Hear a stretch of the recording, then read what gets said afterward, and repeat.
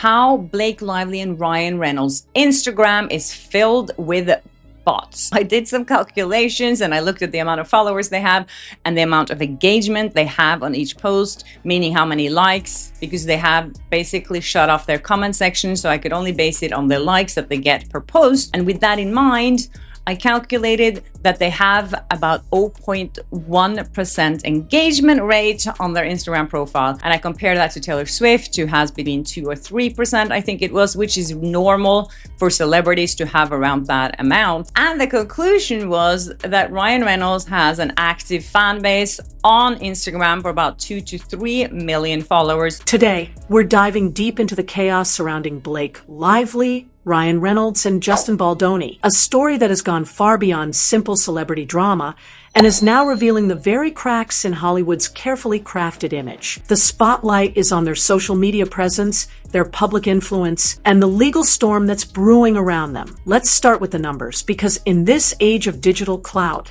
numbers are everything, or at least that's what they want you to believe. Blake Lively boasts over 40 million followers on Instagram, and Ryan Reynolds isn't far behind, but a closer look reveals that their engagement rates are shockingly low, around 0.1%. For celebrities of their stature, that's almost a flat line. Compare that to Taylor Swift, who sits comfortably between 2 and 3% engagement, a healthy and authentic range for global stars. Even more interesting is Justin Baldoni, the man at the center of this feud. With just over 4 million followers, his engagement rate is a staggering 18 to 20%, which indicates an audience that is real, loyal, and active. This isn't just a matter of vanity metrics. It cuts right to the heart of the legal and public relations war being waged. Blake Lively has accused Baldoni of using bots to tarnish her reputation, yet the data points in the opposite direction. If anything, her own numbers suggest an artificially inflated presence,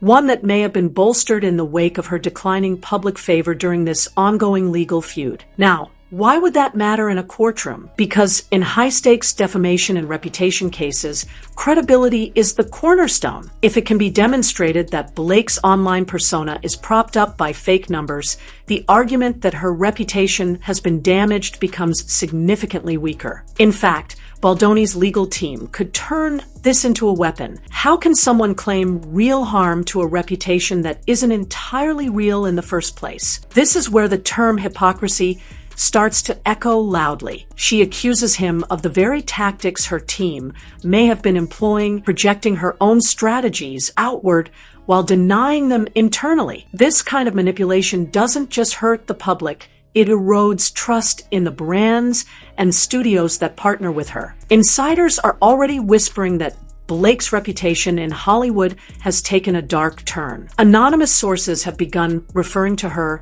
as the Queen of Mean, a label that's reportedly making directors nervous about working with her. The legal war, fueled by high-profile headlines and endless PR spins, has turned what should have been a triumphant phase in her career into a reputational minefield. Her recent attempts to relaunch herself as a producer, as well as an actress, moves that were meant to showcase creative control, are now being seen by some as power grabs rather than passion projects. This brings us to a crucial point. Perception in Hollywood is currency, and when that perception begins to crack, the fallout is swift and unforgiving. It's not just about who has the bigger name or the glossier brand. It's about who can maintain authenticity in an industry built on illusion. And authenticity is exactly where Justin Baldoni seems to be winning. With a fraction of the followers, his reach is organic, his engagement is real, and his image, at least for now, carries the weight of credibility. But this saga isn't playing out in isolation. There's a broader conversation happening about how celebrities manipulate numbers, leverage bots, and manufacture influence to secure roles, sponsorships, and power. And that's why this story has so many people paying attention, because it's no longer just gossip. It's a case study in the economy of fame. Meanwhile, in another corner of the courtroom circus, Cardi B has been serving up an entirely different kind of entertainment. A lawsuit from 2018 has resurfaced, with a security guard suing her for $24 million over an alleged scratch and spit incident, while Cardi was pregnant. The case has become a viral sensation, not because of its merits. Witnesses have largely disputed the claims, but because of Cardi's sharp, often hilarious exchanges with the opposing lawyer. Each day she shows up in a new wig, answers ridiculous questions with deadpan humor, and reminds everyone watching just how absurd some celebrity lawsuits can be. It's a bit of comic relief in an otherwise heavy news cycle, but it also draws a striking parallel. The courtroom has become Hollywood's new stage,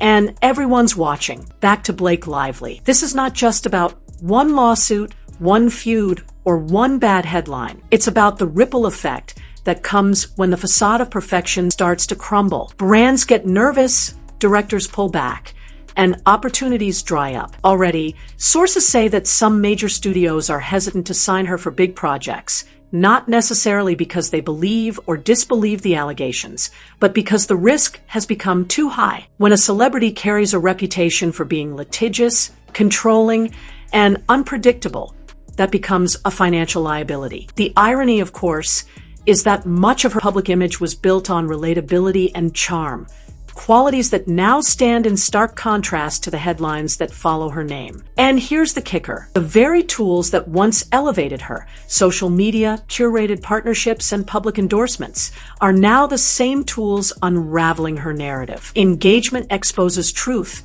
algorithms punish inauthenticity, and audiences are far more savvy than they used to be. If the court acknowledges this disparity, the case could set a precedent for how inflated influence is treated in legal disputes. Will it prove that fake followers can't protect a fragile reputation? Or will Hollywood double down, choosing illusion over accountability? Only time, and perhaps a March 2026 trial date, will tell. Until then, the lesson here is clear. In an era where numbers are currency, authenticity is the only real wealth left in the fame economy.